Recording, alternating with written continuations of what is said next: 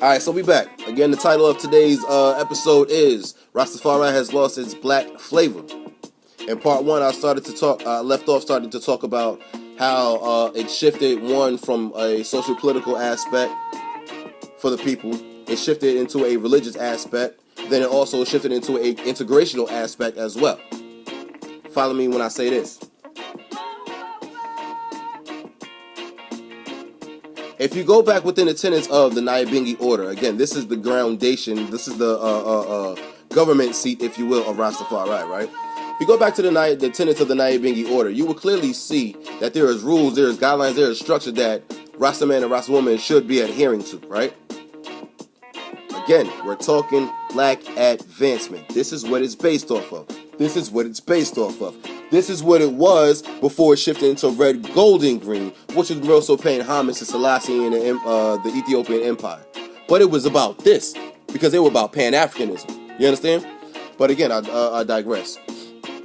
Within the tenets of the Nyabingi order, one of the biggest things dealing with this whole black power stuff was staying away from intimacy, dealing with white people, dealing with other races and ethnicities or whatever. This was about securing us. This was about securing our families and reestablishing our culture and our connection to Africa and this, that, and the third, our connection to each other. Right? The theme was one, black love, but over time, you understand? It de-evolved, if you will, into one love.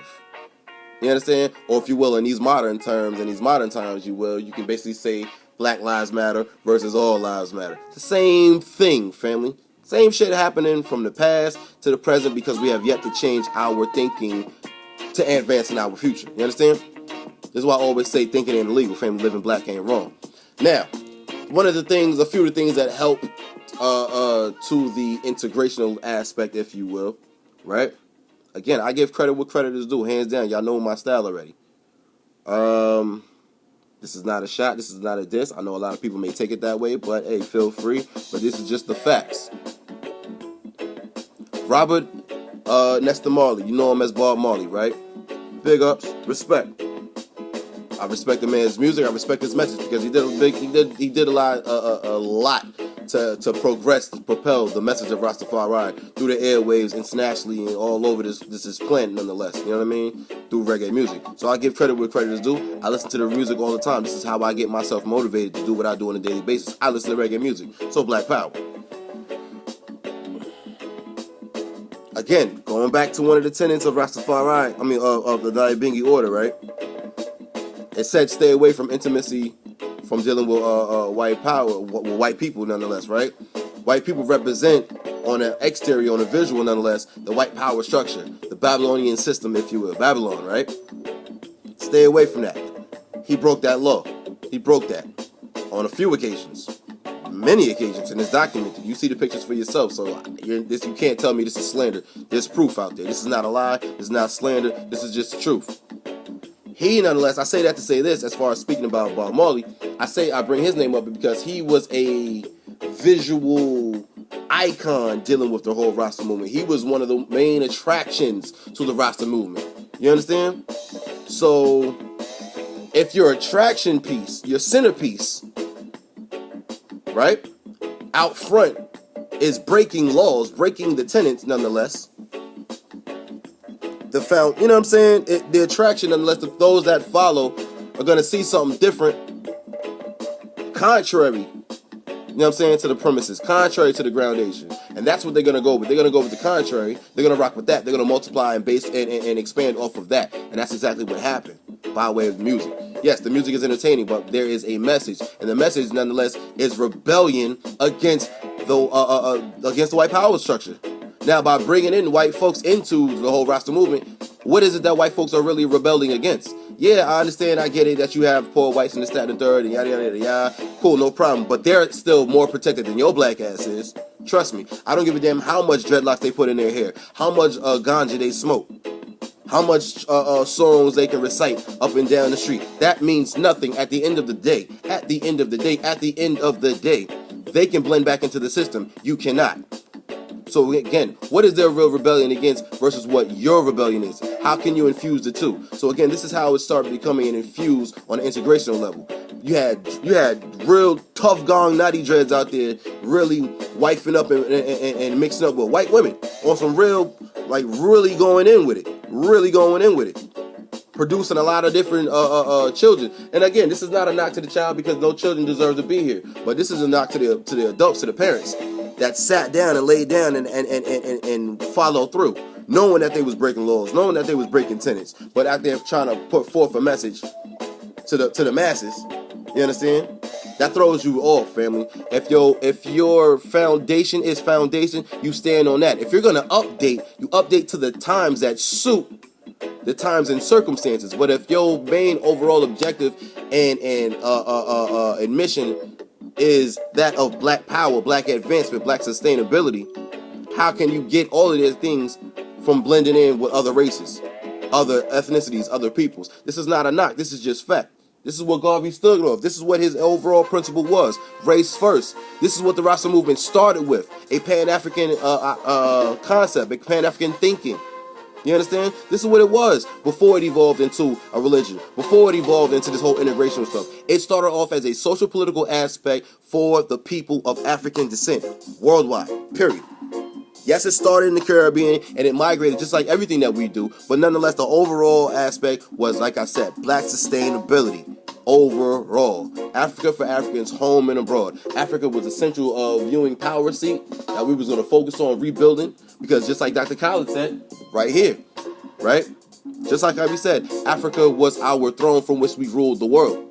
You dig? The average Rasta man and Rasta woman today doesn't even speak of Africa. They speak of one love. They don't speak of black advancement and black survival. They speak of one love. You understand? How can you have this so-called one love if you don't have the sustainability to run that love amongst yourselves? We don't have that just yet, because again, we've assimilated and blended in with everybody else. We've allowed everybody else to come on in willingly. We willingly welcome them in. Have we not learned from our past mistakes? This is how we got caught up with on the shores of Africa, nonetheless, on the east and the west.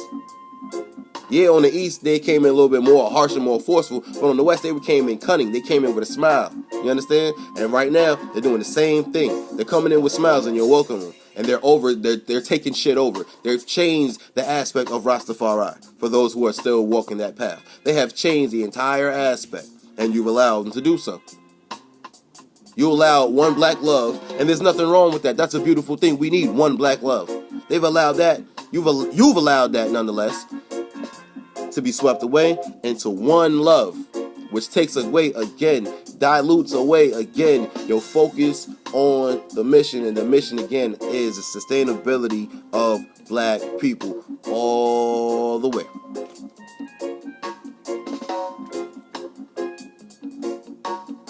I have no problems with, again, like I said a minute ago, I have no problems with them reading the Bible and reading certain texts and applying it and viewing it in a certain way. That's cool, because if you're going to interpret, if you're going to read something that you adhere as holy, whatever, I hope you're going to interpret it in a way that resonates within your own inner frequency. I would hope so.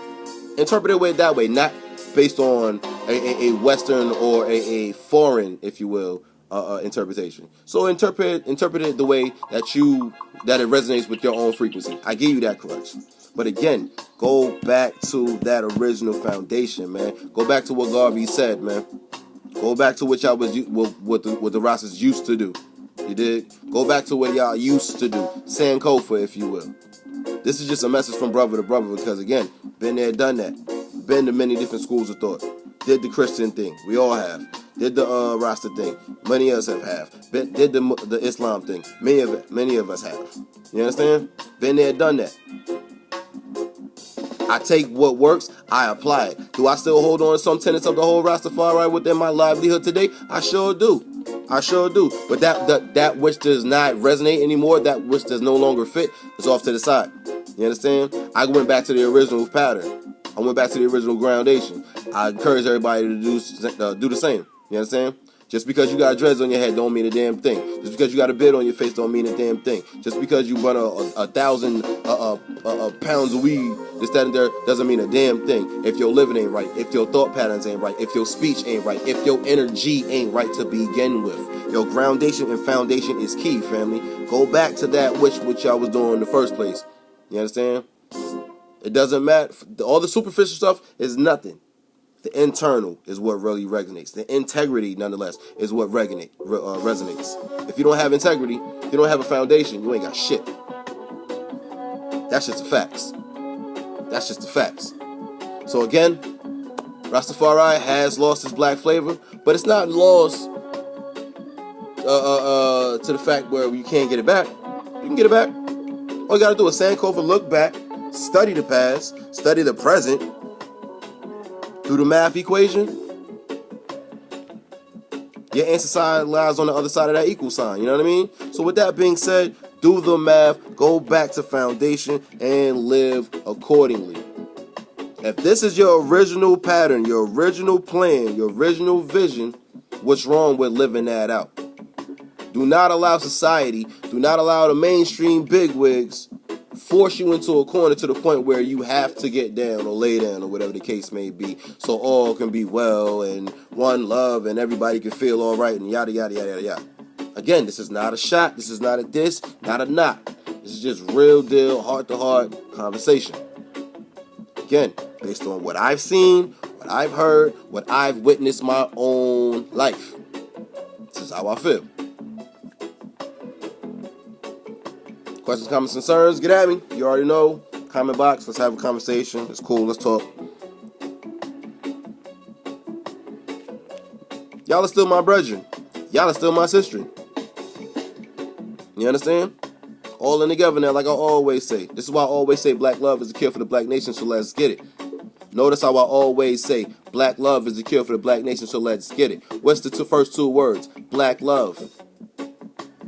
Go back to that black love, family. You understand? As you already see, man, that whole integration thing, man, has affected everybody's thinking. Everybody of African descent thinking. Back on the continent, in the Caribbean, here in the Americas. Ever since that whole aspect of integration has come on the scene, I guarantee you, yo, we have been just plunging and plunging further and further downward at a rapid pace. Recognize that, visualize that, target it, isolate it, then annihilate it. That's how we move forward.